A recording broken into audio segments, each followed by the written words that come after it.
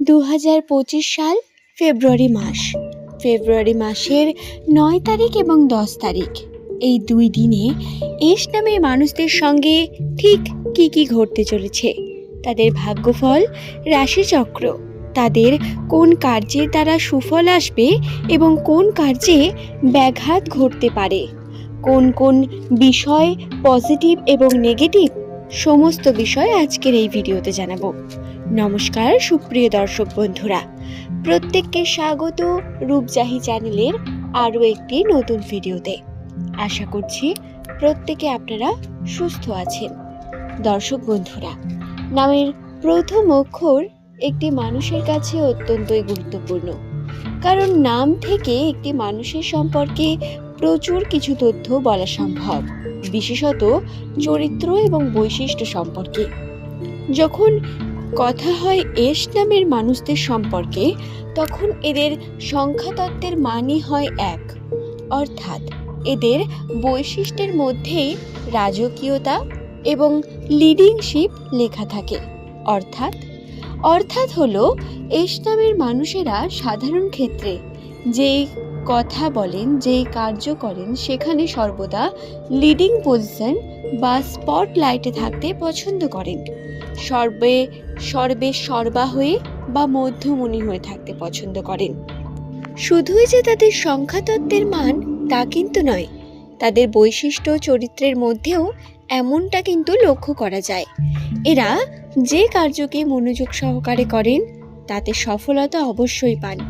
S নামের ব্যক্তিরা পড়াশোনার ক্ষেত্রে যদি একটু মনোযোগী হন, তাহলেই কিন্তু এদের অনেকটা উন্নতি হওয়ার সম্ভাবনা রয়েছে। এরা খুব ভালো মনে রাখতে পারেন, খুব ভালো স্টুডেন্টও হয়ে থাকেন সাধারণ ক্ষেত্রে। তবে সবার জন্য তা প্রযোজ্য নয়, কারণ কর্মের উপর আমাদের সমস্তটা নির্ভর করে। আপনি যদি সঠিক কর্ম করেন, তার সঠিক ফল অবশ্যই পাবেন। এস নামের মানুষদের, যে সমস্ত এস নামের ব্যক্তিরা সাধারণত ব্যবসার ক্ষেত্রে যুক্ত, তাদের জন্য বলি।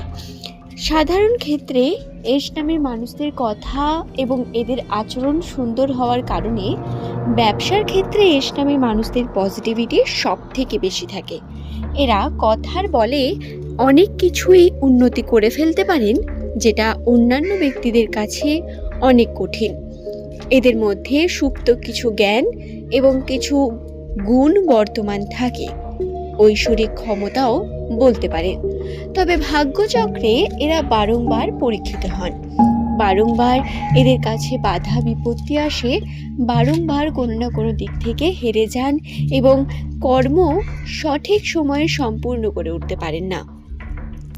এটি রাশিচক্রের একটি অন্যতম গুরুত্বপূর্ণ বৈশিষ্ট্য এস নামের মানুষদের জন্য। ফেব্রুয়ারি মাস 2025 সাল, নতুন বছর পড়ার সঙ্গে সঙ্গে এস নামের রাশিতেও কিন্তু বেশ কিছু পরিবর্তন ঘটেছে। হ্যাঁ, 2025 থেকে আপনার মানসিক শক্তি বেড়েছে, আপনার ভাবনা চিন্তা পরিবর্তন হয়েছে। আপনি সম্পর্কের দিক থেকে যে আঘাত পাচ্ছিলেন, তার থেকে ধীরে ধীরে বেরিয়ে আসতে চলছেন এবং আপনার কাছে সামনের পথ অত্যন্ত প্রশস্ত। চেষ্টা করছেন উন্নতির, চেষ্টা করছেন যাতে আরও বেশি আপনি কর্মের উপর মনোযোগী হয়ে উঠতে পারেন। কি ঠিক বললাম তো? আপনার রাশিতে ঠিক এইগুলোই বর্তমান। যদি এমনটা আপনার সঙ্গে না হয়ে থাকে, তাহলে আপনি খুব রেয়ার একজন মানুষ এবং আপনার কুণ্ডলিতে কোনো সমস্যা থাকলেও থাকতে পারে। আশা করছি বিষয়টি বোঝাতে পারলাম। তো সুপ্রিয় দর্শক বন্ধুরা, 9 তারিখ এবং 10 তারিখ এস নামের মানুষদের সঙ্গে যে ঘটনাগুলি ঘটবে, তার মধ্যে প্রথমেই আমি বলবো কর্মের জন্য। এই সময় কর্মের ক্ষেত্রে যারা ব্যবসার সঙ্গে যুক্ত রয়েছেন, তাদের খরচার যে দিক ব্যবসার ক্ষেত্রে, সেটাও কাজের জন্যই এবং দরকারি, কিন্তু সেদিকেও ব্যয়ের পরিমাণ বাড়বে। যে পরিমাণ আপনি আশা করছেন তার থেকে বেশি ব্যয় হবে। তবে যে ব্যয় এবং যতটা ব্যয় হোক না কেন, পজিটিভিটি এবং লাভজনক দিক কিন্তু দেখতে পাবেন। অর্থাৎ ব্যবসায় উন্নতির সম্ভাবনা বর্তমান। আপনাদের সঠিক সিদ্ধান্ত এই সময় অত্যন্ত গুরুত্বপূর্ণ, তাই যে কোনো সিদ্ধান্ত অত্যন্ত ভেবে চিন্তে নেবেন। সম্পর্কের দিক থেকে পরিবারের সঙ্গে, বিশেষত পিতৃ বা পিতৃসূত্রে কারোর সঙ্গে আপনার মনোমালিন্য হতে পারে, কিন্তু এর সম্ভাবনা খুব কম এবং হলেও তা বড় কোনো সমস্যা হবে না। বিশেষত আর্থিক দিক থেকে এই ঘটনাটি ঘটলেও ঘটতে পারে, এমনটা একটা সম্ভাবনা আছে, কিন্তু প্রত্যেকের সঙ্গে এমনটা হবে না।